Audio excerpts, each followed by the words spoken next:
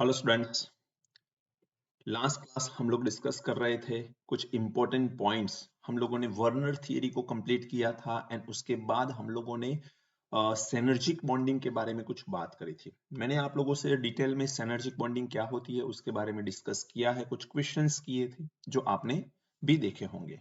Okay, अब हम लोग देख रहे हैं जो ये पॉइंट जो मैं बताने जा रहा हूँ, पाई डोनर और पाई एक्सेप्टर लिगेंड, ये इतना इंपॉर्टेंट नहीं है, सिर्फ एग्जाम्पल याद रखने हैं और कुछ डिटेल में इसमें जाने की जरूरत नहीं है।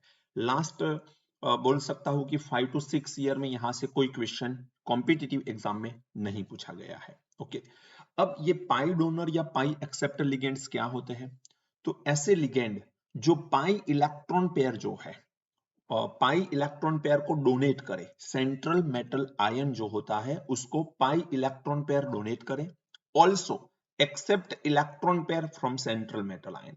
कहने का मतलब है कि ये पाई इलेक्ट्रॉन पेयर डोनेट कर रहे हैं और इलेक्ट्रॉन पेयर को एक्सेप्ट कर रहे हैं। समझ में आ रहा है? तो सिनर्जिक बॉन्डिंग यहां पर बन रही है।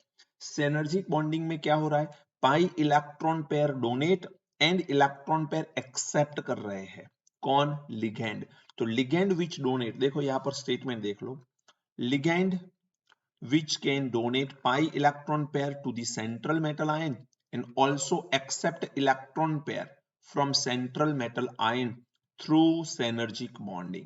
synergic bonding से ये हो रहा होना चाहिए, राइट? जैसे कि होता है इथिलीन, इथाइलिन बोलते हैं एक्चुअली, इसमें n स्क्वायर क्यों लिखा है?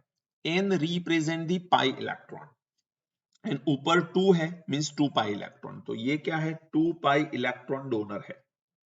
याद रखना, it is a 2 pi electron donor. यदि मैं इसकी बात करूं तो दिस इज द बेंजीन, और बेंजीन में कितने इलेक्ट्रॉन है बेटा? पाई इलेक्ट्रॉन 6, तो इसको N6 बोलेंगे। और ये N2 है, ये N6, लेकिन इसे ऊपर लिखते हैं, it is benzene, it having a 6 pi electron, so it is a 6 pi electron donor.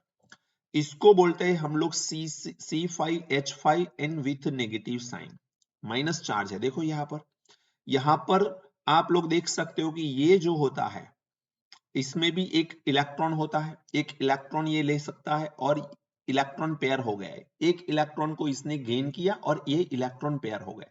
यहां से रेजोनेंस होगा कि नहीं होगा? यहां से इलेक्ट्रॉन यहां जाएंगे तो नेगेटिव चार्ज यहां पर जाएगा, फिर ये नेगेटिव चार्ज यहां पाई इलेक्ट्रॉन बनाएगा। आप जानते हो ये सारी चीजें, तो ये यहां पर शिफ्ट होगा, तो ये यहां पर रेजोनेंस होगा। इसको बोलते हैं साइक्लोपेंटाडाइन। साइक्लोपेंटाडाइन, एक बार में 2 ही पाई बॉन्ड होंगे, लेकिन एक्चुअल में इलेक्ट्रॉन यहां पर कितने हैं? 6 पाई। 6 पाई इलेक्ट्रॉन यहां पर है बेटा, क्योंकि ये जो इलेक्ट्रॉन दिख रहे हैं वो भी पाई बॉन्ड फॉर्म कर रहे हैं, तो it is a 6 pi electron donor. Example देखते हैं हम लोग, chromium N6 C6 H6 2 times, benzene 2 बार है, जो यहां पर N6 होता है। N6 कैटेगरी का मतलब है 6 पाई इलेक्ट्रॉन डोनर है ये, एन क्रोमियम के साथ उसका बॉन्डिंग है। तो यहां पर आप लोग ऐसी बॉन्डिंग बना सकते हो, इसे सैंडविच कंपाउंड बोलते हैं। ऊपर नीचे ब्रेड, बीच में मसाला, क्रोमियम जो है वो बीच में है और दोनों तरफ बेंजीन है। Then after Fe N5 C6H5 2 times, C6H5 2 times, तो यहां पर फेरोसिन बोलते हैं इसे बेटा। फेरोसिन सेम कंडीशन का है ये, आप लोग देख सकते हो ये भी सैंडविच कंपाउंड ही है। क्यों? फेरोसिन कितनी बार है? 2 बार, तो आपको यहां पर फेरोसिन ड्रॉ करना पड़ेगा, फेरोसिन ड्रॉ करना पड़ेगा। तो देखो फेरोसिन को हम लोग ऐसे ड्रॉ कर सकते हैं, बिल्कुल बढ़िया तरीके से। यहां पर मैं राउंड ही दिखा देता हूं अभी, और यहां पर और एक फेरोसिन को ड्रॉ करना है हमको, सॉरी एक साइक्लोपेंटाडाइन को ड्रॉ करना है, और बीच में कौन आएगा? Fe, like this, तो this is also sandwich compound। then potassium PtCl3N2C2H4, अब C2H4 क्या होता है बेटा? C2H4 देखो ये वाला C2H4 इथाइलिन, तो इसे बोलते हैं जेइच सॉल्ट। क्या बोलते हैं? जेइच सॉल्ट। ये आपको याद रखना पड़ेगा, there is no other option. आपको याद इसलिए रखना है क्योंकि इसमें से क्वेश्चंस पूछे जाते हैं। तो कभी कभी क्वेश्चन आए, वैसे आज तक लास्ट 5 इयर्स के अंदर तो कोई क्वेश्चन नहीं आया, लेकिन दैट डजंट मीन कि आपको एग्जाम्पल भी याद नहीं रखने। एग्जाम्पल बिल्कुल बेटा परफेक्टली याद करने पड़ेंगे। अब हम लोग एक इंपॉर्टेंट पॉइंट की तरफ आगे बढ़ रहे हैं। This is one of the most important, और उसमें से क्वेश्चन जनरली पूछे जाते हैं। ओके, अब देखो यहां पर आपके पास परफेक्ट बॉक्स है। नंबर 1, परफेक्ट बॉक्स आप खुद सॉल्व करिए। मैं आपको सिर्फ आंसर बता देता हूं, जितना हमने कंप्लीटली सॉल्व किया है अब तक का। ओके, जितना हम लोगों ने डिटेल में पढ़ा है, तो मुझे ऐसा नहीं लगता कि आप इसे सॉल्व नहीं कर पाओगे। You can solve it easily. तो मैं आपको सिर्फ आंसर दिखा देता हूं, आंसर क्या होता है। ओके, फर्स्ट क्वेश्चन है, उसमें आंसर आता है 3। थर्ड क्वेश्चन, सेकेंड क्वेश्चन में आंसर आ रहा है 4। आपको सिर्फ ये देखना है कि आपका आंसर सही बैठ रहा है कि नहीं। देन आफ्टर आंसर आ रहा है 1। 4 नंबर में आंसर आ रहा है 3। फिफ्थ नंबर जो है हमारा, थोड़ा बड़ा कर लो तो समझ में आए आपको। फिफ्थ नंबर जो है उसमें आ रहा है सेकेंड आंसर। 6 नंबर में आंसर आ रहा है 3। 7 में आ रहा है 2। 8 में आ रहा है 2 एंड 9 के अंदर आंसर आ रहा है 3। अभी तो मैंने सिर्फ आपको आंसर बता दिए हैं।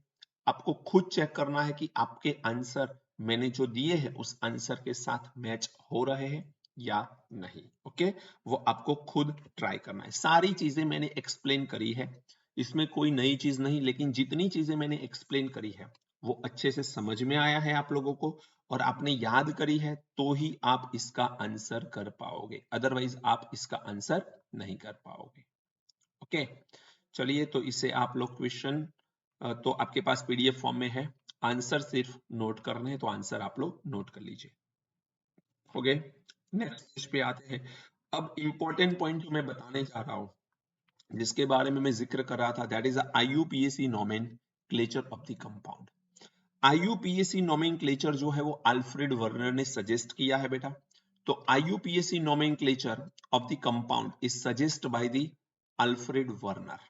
ओके, एंड इनऑर्गेनिक नोमेनक्लेचर जो कमिटी है आईयूपीएसी के अंदर, उन्होंने कुछ रूल बताए।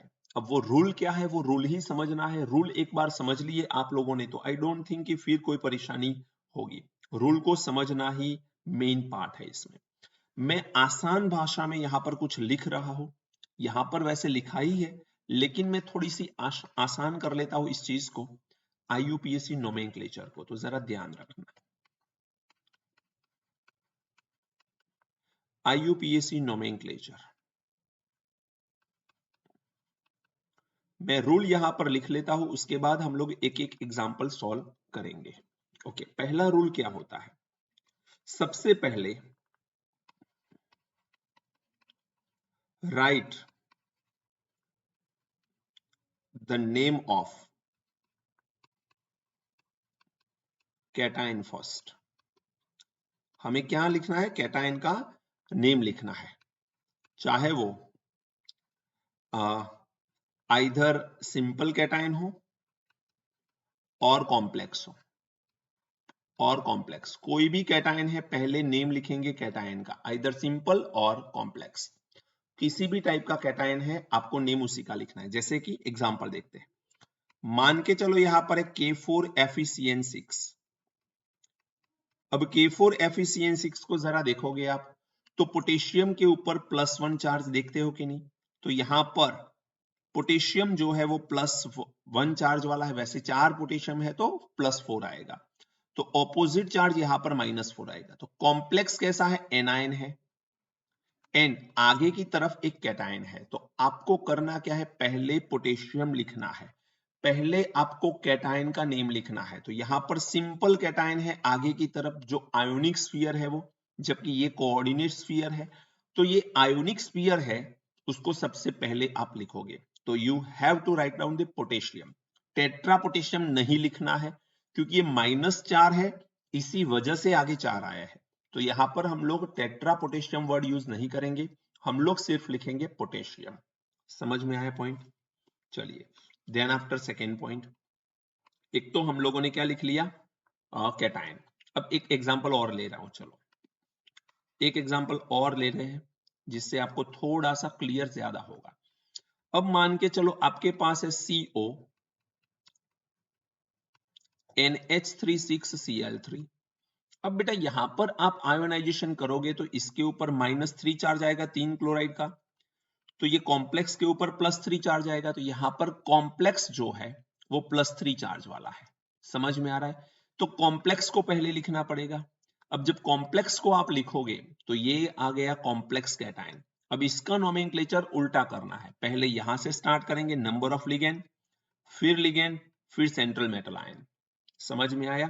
तो जब हम लोगों को कॉम्प्लेक्स आयन का नोमेनक्लेचर करना है तो first we are writing number of ligand, फिर लिगेंड का नेम, फिर हम लोग सेंट्रल मेटल आयन को ध्यान में लेंगे। I think you understand it very well. अब हम लोग देख रहे हैं कॉम्प्लेक्स कैटायनिक और न्यूट्रल है, तो क्या ये कैसा है कॉम्प्लेक्स कैटायन? कॉम्प्लेक्स 3 तरह के होते हैं, कैटायोनिक, न्यूट्रल एंड एनायोनिक। तो सबसे पहले यहां पर हम लोग लिख रहे हैं, सबसे पहले हम लोग लिख रहे हैं कॉम्प्लेक्स यदि आपके पास है और ये कॉम्प्लेक्स है आपका, कॉम्प्लेक्स इज अ कैटायोनिक और neutral, complex is a cationic और न्यूट्रल मींस पॉजिटिव चार्ज वाला है या फिर न्यूट्रल है, तो कैसे लिखना है आपको नोमेनक्लेचर? बहुत आसानी से मैं बता रहा हूं, आपको नोट डाउन करना है। क्या करोगे आप? सबसे पहले लिखो आप number of ligand. First you have to write down the number of ligands. उसके बाद आपको तुरंत लिखना है नेम ऑफ लिगेंड। तुरंत आप क्या लिखोगे? Name of ligand.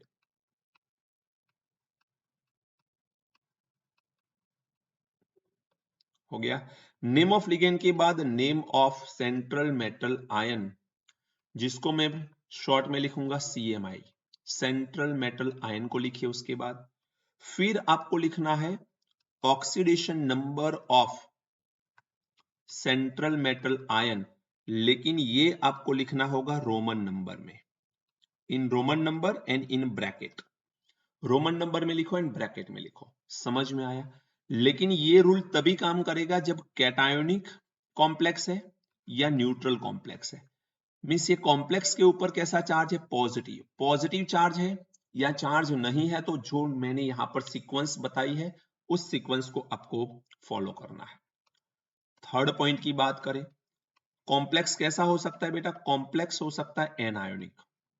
यदि कॉम्प्लेक्स एनायोनिक है तो क्या? कॉम्प्लेक्स इज एनायोनिक, तो in that case anionic complex के अंदर बात तो सेम ही है। यहां पर आएगा नंबर ऑफ लिगेंड, पहले लिखेंगे हम लोग नंबर ऑफ लिगेंड्स, फिर लिखेंगे name of ligand, name of ligands. उसके बाद लिखेंगे हम लोग नेम ऑफ CMI। CMI क्या है? Central metal ion. लेकिन डिफरेंट क्या है? इसके पीछे 8 सफिक्स लगा दो, इसके पीछे 8 सफिक्स लगा देना है आपको। 8 सफिक्स लगा के सेंट्रल मेटल आयन लिखना है। तो ऊपर जो रूल बताया और नीचे रूल बताया उसमें फर्क यह है कि कैटायोनिक कॉम्प्लेक्स या न्यूट्रल कॉम्प्लेक्स है तो सिर्फ नेम ऑफ CMI है, यहां पर कोई 8 सफिक्स नहीं है। बट यहां पर यदि एनायोनिक कॉम्प्लेक्स है तो आपको यहां पर 8 सफिक्स लगाना पड़ेगा। Then after oxidation number of CMI, and वो भी किस में लिखना है बेटा आपको? वो भी लिखना है रोमन नंबर के अंदर। रोमन नंबर में इसको लिखना पड़ेगा आपको। समझ में आ रहा है? फोर्थ पॉइंट की बात कर ले तो याद रखना, if same ligand, if same ligand is present, एक ही तरह के ligand प्रेजेंट है, तो if same ligand is present more than one time, then use then use prefix mono, di, tri, tetra, penta, hexa etcetera. कब बेटा? जब आपके पास एक ही टाइप के लिगेंड एक से ज्यादा टाइम प्रेजेंट है, लेकिन ये मोनोडेंटेड लिगेंड प्रेजेंट हो तब बात है। मोनोडेंटेड लिगेंड है एक से ज्यादा, तो आपको ये सारे प्रीफिक्स यूज करने हैं। यदि आपके पास कोई पॉलीडेंटेड लिगेंड है, अब पॉलीडेंटेड का मतलब क्या करते हैं?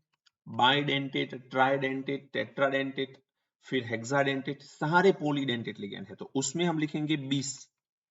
यदि 2 है तो 20, 3 है तो 30, ये दोनों ही ज्यादातर यूज होते हैं। यदि 4 होते तो टेट्राक्सिस आएगा, लेकिन उसकी जरूरत कभी नहीं आती है, तो 20 एंड 30 की जरूरत पड़ेगी। पॉलीडेंटेड लिगेंड में 20 या 30 की जरूरत पड़ेगी। जैसे कि जरा ध्यान रखना, यदि आपके पास है CONH36 और इसके यहां पर Cl3 है, तो ये चार्ज इसके ऊपर कौन सा आया? +3। +3 चार्ज आ जाएगा क्योंकि ये क्लोराइड -3 चार्ज वाला होगा। तो हम सबसे पहले क्या लिखेंगे? पहले तो देखो कॉम्प्लेक्स कैसा है? कैटायनिक। कॉम्प्लेक्स कैटायनिक है तो ये रूल लागू होगा सेकेंड नंबर का।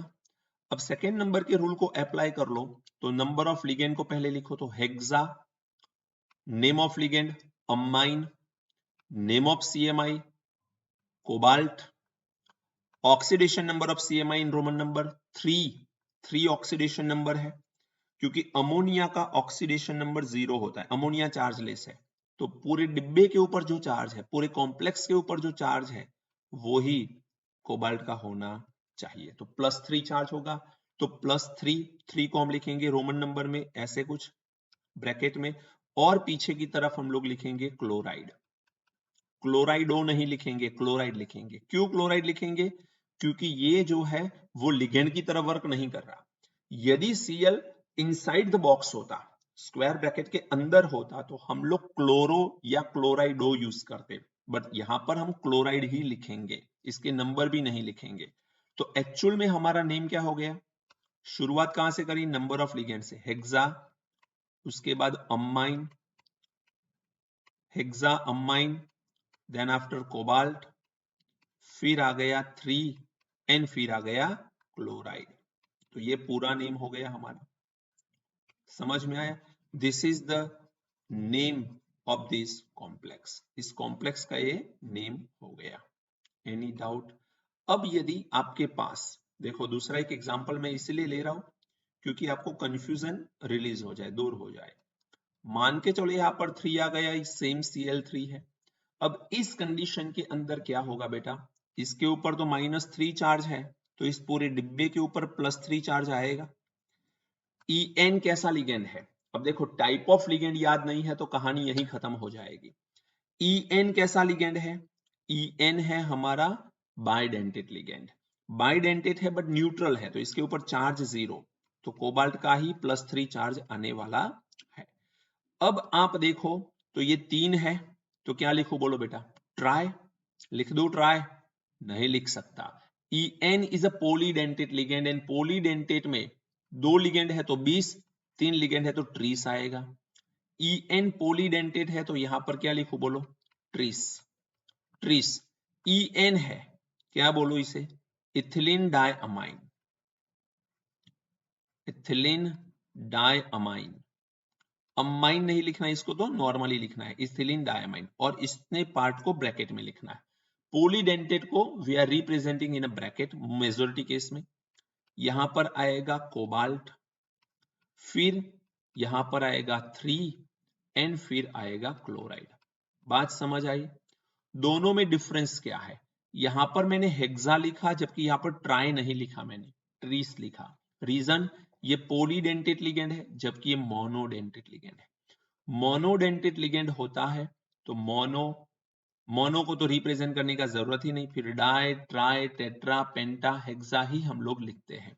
मोनो लिखने की जरूरत नहीं है। एक अमोनिया है तो अमाइन लिख दो, एक Cl है क्लोराइड लिख लो, तो ये मोनो मत लिखो, but di, tri, tetra, penta, hexa etcetera हम लिखेंगे। समझ में आया पॉइंट? तो इस तरह से हमें स्ट्रिक्टली इस चीज को फॉलो करना है। और एक 5th नंबर का रूल है जिसे आप नोट कर लीजिए। 5th नंबर का रूल क्या है? ये rule, if more than one type of ligand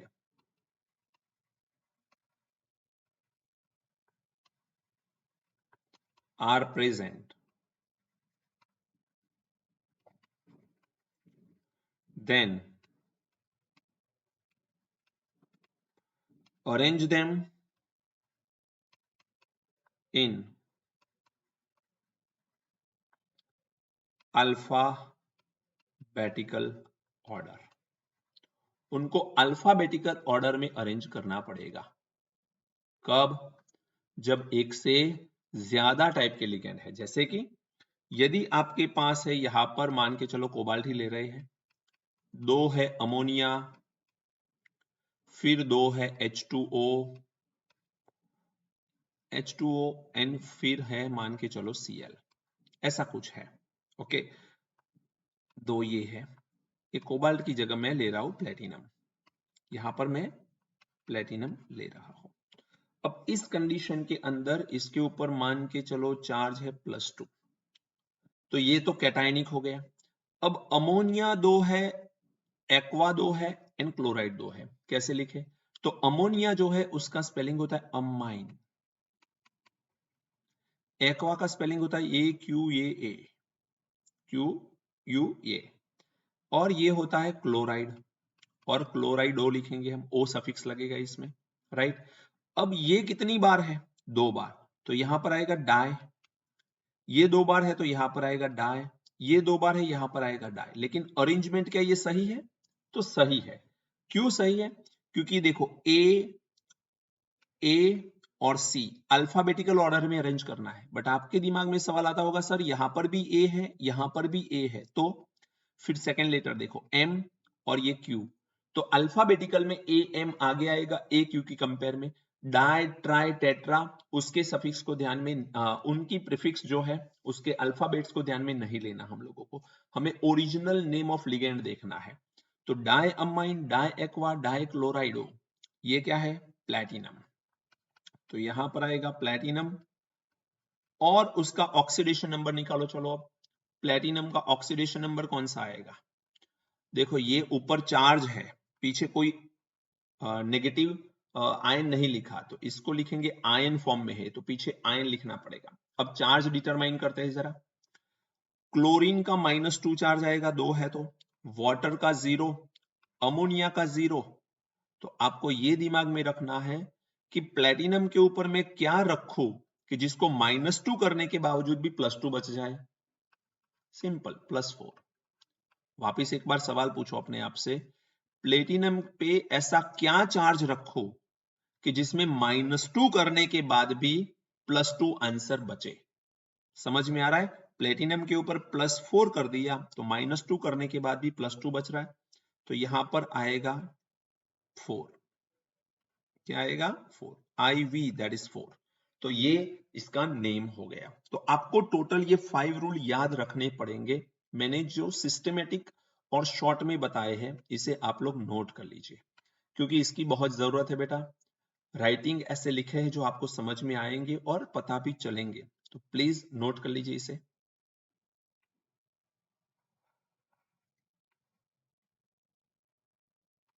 हो गया। अब एक एक नोमेनक्लेचर देखते हैं। वैसे मैंने सारे की सारी चीजें आपको बता दी है, लेकिन अब इसके नोमेनक्लेचर देखते हैं। देखो एक एक करके यहां पर मैंने कुछ एग्जांपल्स बताए हैं। पहला एग्जांपल है हमारा K4FeCN6।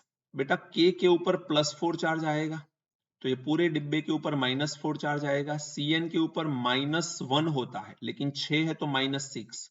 तो सोचो कि Fe के ऊपर क्या रखूं कि जिसका -6 करने के बाद भी -4 बच जाए? +2। समझ में आ रहा है आप लोगों को? Fe के ऊपर +2 रखूंगा तो -6 करने के बाद भी -4 बचेगा। तो यहां पर पॉजिटिव आयन कौन है? पोटेशियम, तो लिखा potassium. 6 cyanide, cyanide is a monodentate, तो लिखेंगे हेक्सासाइनो, क्या लिखेंगे? हेक्सासाइनाइडो भी लिख सकते हो, साइनो भी लिख सकते हो, does not matter. Potassium hexacyano. अब ये Fe है, तो रोमन लैंग्वेज में आयरन को क्या बोलते हैं? फेरम। क्या बोलते हैं? फेरम। लेकिन उसके पीछे 8 लगा देते हैं, तो ये हो जाएगा फेरेट। क्या हो जाएगा? फेरेट। और पीछे आ जाएगा 2। बात समझ आई? 2 कैसे आया? तो Fe के ऊपर चार्ज है +2, देख रहे हो कि नहीं? चलो इसको देखो, पोटेशियम का 2 है तो +2 चार्ज आएगा, तो इसके ऊपर -2 चार्ज आएगा। हाँ, दूसरी चीज, ये फेरेट क्यों आया? 8 सफिक्स क्यों लगाया? क्योंकि एनायोनिक है, कॉम्प्लेक्स एनायोनिक है। और मैंने अभी अभी बताया आप लोगों को, जब कॉम्प्लेक्स एनायोनिक होता है, ये रहा कॉम्प्लेक्स, जब एनायोनिक होता है तो 8 सफिक्स लगाते हैं CMI के पीछे, राइट? तो उसी का यूज है। अगेन दूसरा एग्जांपल देखो आप लोग, पोटेशियम जो है वो कितने चार्ज वाला है? +2, तो इसके ऊपर -2। आयोडीन का चार्ज कितना? -1, लेकिन कितने आयोडीन? 4, तो इसका -4। सोचो, ऐसा क्या मर्क्यूरी में चार्ज डालो कि जिसके थ्रू -4 करने के बावजूद भी -2 बच जाए? बताओ। +2। तो यहां पर लिखेंगे पोटेशियम, पोटेशियम के नंबर नहीं लिख रहे हम, वो तो चार्ज को बैलेंस कर रहा है सिर्फ। फिर टेट्रा, तो देखो टेट्रा। आयोडाइडो, आयोडाइडो मींस O सफिक्स लगा दिया आयोडाइड के पीछे, तो आयोडाइडो। अब ये एनायोनिक, एनायोनिक कॉम्प्लेक्स है, एनायोनिक कॉम्प्लेक्स है, तो मर्क्यूरी के पीछे 8 लगेगा, दैट इज मर्क्यूरेट, एंड उसका नंबर आएगा 2। समझ में आ रहा है पॉइंट? क्लियर?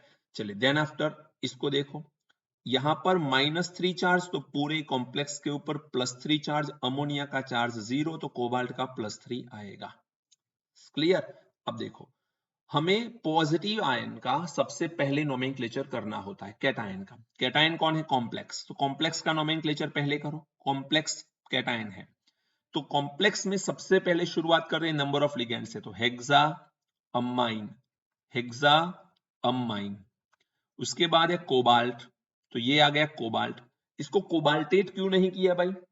बताओ मुझे। ऊपर +3 चार्ज है बेटा, जब कॉम्प्लेक्स के ऊपर नेगेटिव चार्ज आता है तो 8 सफिक्स लगता है मेटल के पीछे। ये तो पॉजिटिव आयन है, पॉजिटिव आयन है तो कभी भी कोई 8 सफिक्स नहीं लगेगा, तो कोबाल्ट एज इट इज। अब इसका ऑक्सीडेशन नंबर क्या है? 3, देख रहे हो। इन पीछे की तरफ Cl3 है, दैट इज अ क्लोराइड। इसको क्लोराइडो क्यों नहीं किया अगेन? ये कॉम्प्लेक्स के बाहर है बेटा, ये आयोनिक स्फीयर है और ये कोऑर्डिनेट स्फीयर है, राइट? चलो यहां पर देखो, क्लोरीन का -1, इसका +1, पूरे कॉम्प्लेक्स का +1। अब यहां पर क्लोरीन का -2 आएगा, 2 क्लोरीन है तो, वाटर का 0।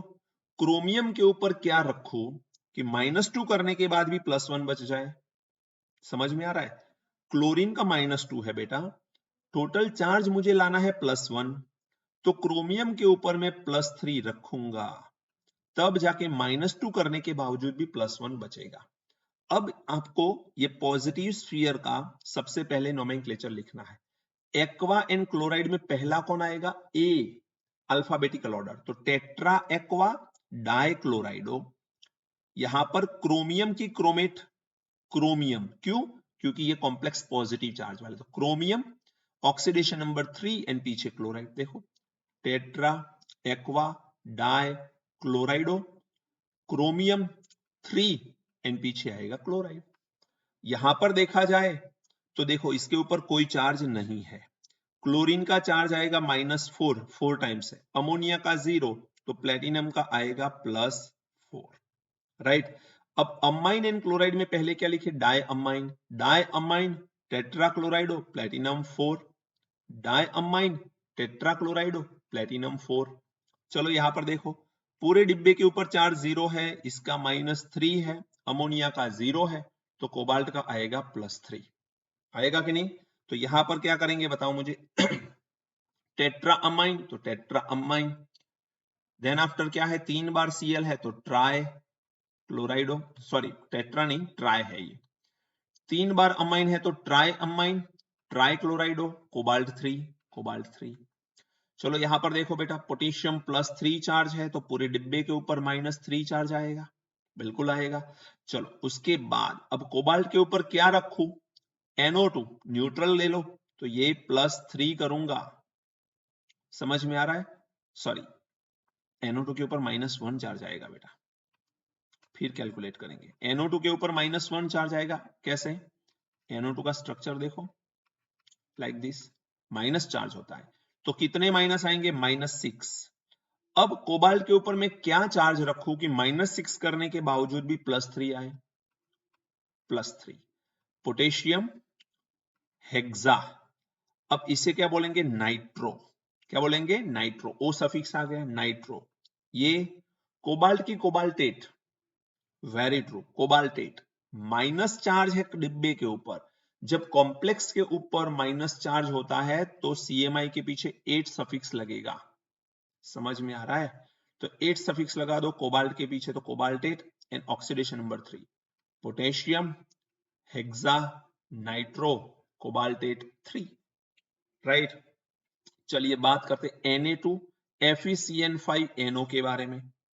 Na2 FeCN5NO के बारे में देखो, यहां पर है सोडियम NO, Fe के साथ जब भी NO आए उसे +1 कंसीडर करो। मैंने आपसे ऐसा डिस्कशन किया हुआ है कि NO दो टाइप का होता है, NO एंड NO+। हम NO+ कब लेंगे? जब वो आयन के साथ होता है, आपको NO+ लेना है, याद रखना। और NO+ को लिखते हैं हम लोग नाइट्रोसोनियम। क्या लिखते हैं? नाइट्रोसोनियम। तो NO+ कंसीडर करना है जब Fe के साथ NO होता है। तो साइनाइड के ऊपर -1 चार्ज, ऐसे 5 साइनाइड है तो -5, -5 एंड +1 टोटल हो गया -4, तो इसका प्लस चार्ज आएगा। हाँ चलो, उस दूसरा एक पॉइंट देखना पड़ेगा हमें। सोडियम का +2 है बेटा, तो इसके ऊपर -2। अब आंसर करो कि -5 एंड +1 तो टोटल रह गया -4। -4 में मैं क्या डालूं कि जिसका आंसर -2 आए? बोलो। +2। नहीं समझ आया? यहां पर इसका आयोनाइजेशन करोगे तो 2Na+ मिलेगा। N पूरे कॉम्प्लेक्स के ऊपर चार्ज कितना आएगा? FeCN5NO, इसके ऊपर चार्ज आएगा -2। NO का चार्ज है +1, साइनाइड का चार्ज है -5, -5 एंड +1 बनाएंगे -4। अब -4 का आंसर -2 कैसे आ सकता है? -4 में मैं कितना चार्ज डालूंगा Fe का जिससे -2 आंसर आएगा? तो +2। अब समझ आया? तो पहले लिखोगे सोडियम, फिर लिखोगे पेंटासाइनो या साइनाइडो भी लिख सकते हो, आपकी मर्जी। फिर ये है नाइट्रोसोनियम, प्लस चार्ज वाला होता है नाइट्रोसोनियम।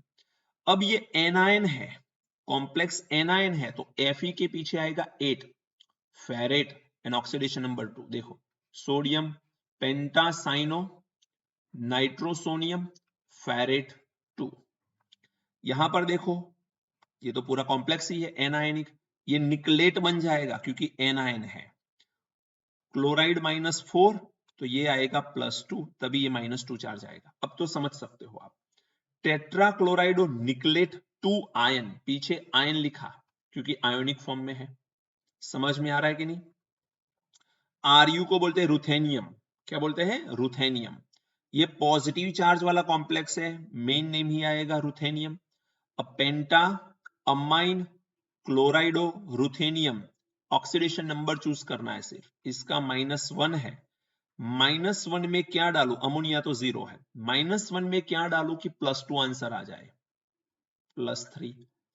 तो यहां पर लिख सकते हैं ना, पेंटा अमाइन क्लोराइडो रुथेनियम 3 आयन। पेंटा अमाइन क्लोराइडो, क्लोरो लिख सकते हो, क्लोराइडो लिख सकते हो, उसमें कोई फर्क नहीं बेटा। Ruthenium 3 ion. चलो यहां पर देखो जरा, इसके बारे में मैंने पहले जिक्र कर दिया है। FeEN3Cl3, -3 चार्ज क्लोरीन का, तो पूरे डिब्बे के ऊपर +3 चार्ज। En का चार्ज 0 है, तो Fe का चार्ज क्या आएगा बताओ? +3। अब ये कॉम्प्लेक्स आयन जो है वो पॉजिटिव है, तो उसको पहले लिखो। 3En, तो क्या मैं ट्राई इथिलीन डायमाइन लिखूं? नहीं लिख सकता, मुझे ट्रीस लिखना पड़ेगा। क्यों ट्रीस लिखना पड़ेगा? इसके पीछे रीजन क्या है बेटा? क्यों लिखना पड़ेगा ट्रीस? क्योंकि ये पॉलीडेंटेट है, तो मैं लिखूंगा trees ethylene diamine iron 3 chloride. समझ में? मेन नेम क्यों लिखा, क्यों फेरेट नहीं किया इसको, क्योंकि ये पॉजिटिव चार्ज कॉम्प्लेक्स है। चलो NiGly2, GLY को क्या बोलते हैं बेटा, ग्लाइसिनेटो। क्या बोलते हैं, ग्लाइसिनेटो बोलते हैं। अब ग्लाइसिनेटो में एक GLY में -1 चार्ज होता है, तो इसका -2 चार्ज होगा। पूरे कॉम्प्लेक्स के ऊपर 0 है, तो निकल का +2 चार्ज आएगा। ग्लाइसिनेटो जो है वो पॉलीडेंटेट लिगेंड होता है, तो इसको लिखेंगे 20 ग्लाइसिनेटो निकल 2। लेकिन ये तो सारी चीजें तभी आपको याद रह पाएगी जब आपको लिगेंड के क्लासिफिकेशन याद है, लिगेंड के टाइप्स याद है। अब कुछ लिगेंड के बारे में मैं बताने जा रहा हूं, जिसे जरा याद रखना, कुछ कॉम्प्लेक्स के बारे में। Actually some complexes you have to remember. इसके कॉमन नेम से ये जाने जाते हैं। कभी कभी आपको कॉमन नेम से क्वेश्चंस पूछ लेते हैं। तो एक आपको लिखना है यहां पर Cu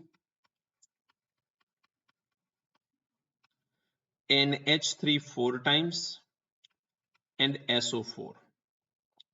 इसको इसका एक कॉमन नेम है जो आपको याद रखना है, स्वेट्जर आयन।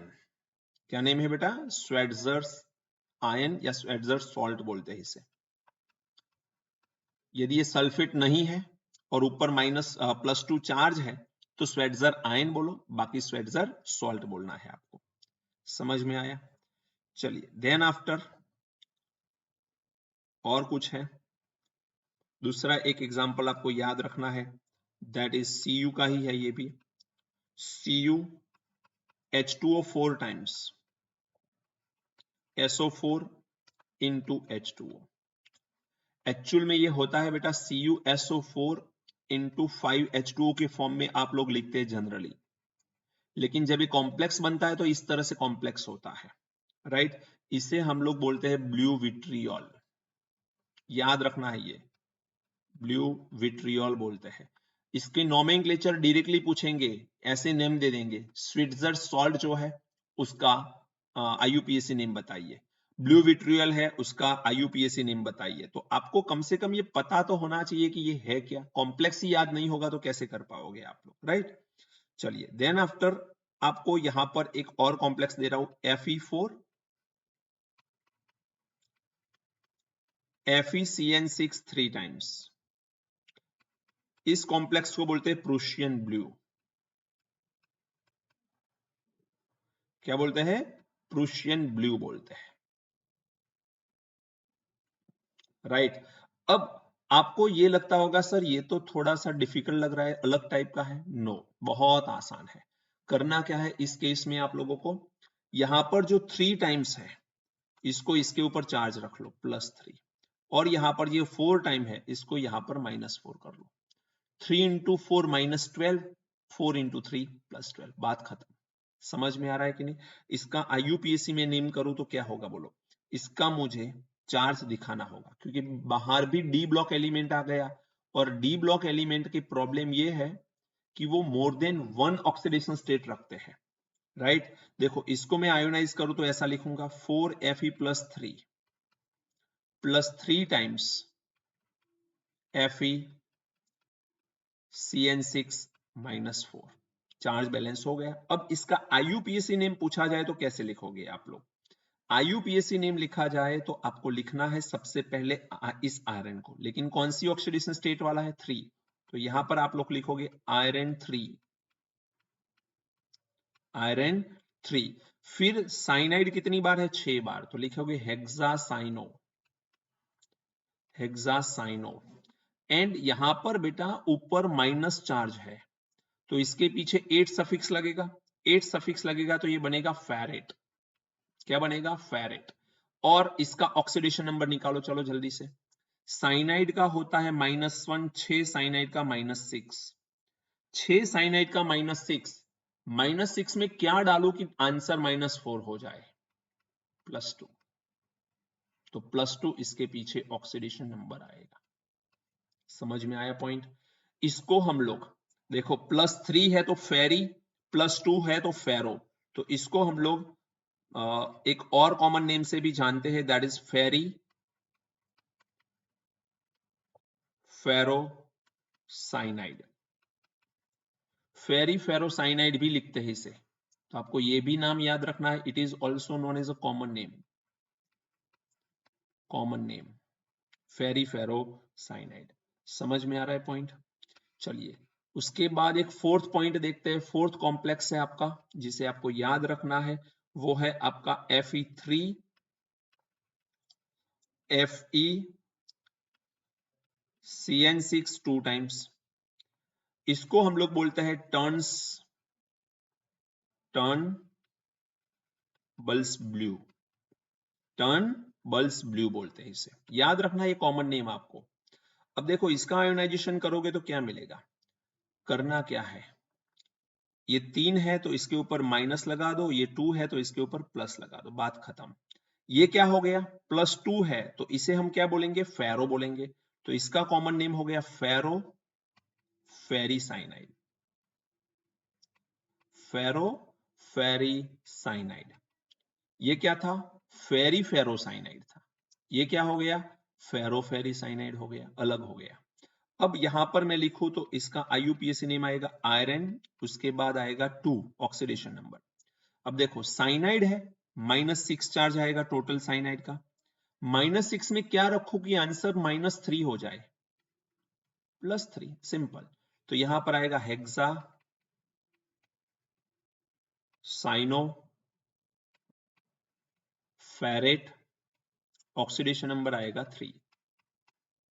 ओके, तो ये कॉमन नेम है, और टर्न बल्स ब्लू ये भी कॉमन नेम ही है। समझ में आया आप लोगों को? चलो उसके बाद देखा जाए तो और एक है 5th नंबर, एक लिस्ट बनाया हुआ है मैंने, FeH2O5 NoSO4। अगेन बेटा NO के ऊपर प्लस चार्ज आएगा यहां पर, इसे हम लोग बोलते हैं brown ring complex. P block में वैसे पढ़ चुके हैं हम लोग। ये कॉम्प्लेक्स का यूज क्या है बेटा, याद करो। ये कॉम्प्लेक्स का यूज नाइट्रेट या नाइट्राइट आयन के डिटेक्शन के लिए यूज होता है। ओके, तो हम लोग लिख सकते हैं it is used in test of nitrate और नाइट्राइट आयन। राइट, लिख सकते हैं हम लोग। चलिए आपको IUPAC खुद करना है इसका। 6 नंबर है हमारे पास है Na2 FeCN5 NO। इसको हम लोग लिखते हैं सोडियम नाइट्रोप्रोसाइड। क्या लिखते हैं, सोडियम नाइट्रोप्रोसाइड। और ये तो बहुत बार पूछा गया है एग्जाम्पल के अंदर, एग्जाम के अंदर। तो सोडियम नाइट्रोप्रोसाइड एक ऐसा है जो बहुत बार पूछा गया है एग्जाम के अंदर, तो जरा ध्यान रखना, इसमें भी NO प्लस चार्ज वाला होता है, जरा ध्यान रखना है आपको। राइट, चलिए 7 नंबर की बात करें हम लोग, तो यहां पर आएगा Na3 देन AlF6। इसको हम लोग बोलते हैं क्रायोलाइट। क्या बोलते हैं, क्रायोलाइट, पता है आप लोगों को। और 8 नंबर में ले रहा हूं, that is H2 PTCl6। H2 PTCl6 इसका कॉमन नेम है क्लोरोप्लेटिनिक एसिड, क्लोरोप्लेटिनिक एसिड बोलते हैं इसे। बोलो बात समझ आ रही है? तो ये जितने डिफरेंट टाइप के कॉमन नेम वाले कॉम्प्लेक्स हैं, ये सारे मैंने बता दिए हैं। मैंने एक पूरा लिस्ट तैयार किया था आपके लिए। तो इसको क्रायोलाइट का IUPAC नेम बताइए, क्लोरोप्लेटिनिक एसिड का IUPAC नेम बताइए, ब्राउन रिंग कॉम्प्लेक्स क्या होता है। तो ये सारी चीजें लिख के एक पेपर में लिखिए, और जहां पर आप पढ़ने बैठते हो वहां पर इसे चिपका दीजिए। हर रोज 2 कॉम्प्लेक्स याद करिए, ज्यादा नहीं। तो मिस्टेक नहीं करनी, बहुत ध्यान से समझना। यहां पर मिस्टेक हो सकती है फेरोफेरी फेरी फेरो, फेरोफेरीसाइनाइड फेरी फेरोसाइनाइड, राइट, ध्यान रखना है। फेरी कब यूज करना है बेटा, +3 चार्ज हो तो, फेरो कब यूज करना है, +2 चार्ज है तो, ये चीज याद रखनी है। ओके, बाकी का तो आपको पीडीएफ भेजी गई है, तो पीडीएफ में से आपको करना है। अभी और भी कुछ कॉम्प्लेक्स है जिसमें ब्रिजिंग बनती है, उस कॉम्प्लेक्स और दो कॉम्प्लेक्स को ज्वाइन किया जाता है, ऐसे कॉम्प्लेक्स के बारे में हम लोग डिस्कस करेंगे नेक्स्ट वीडियो लेक्चर में। तब तक thank you, God bless you.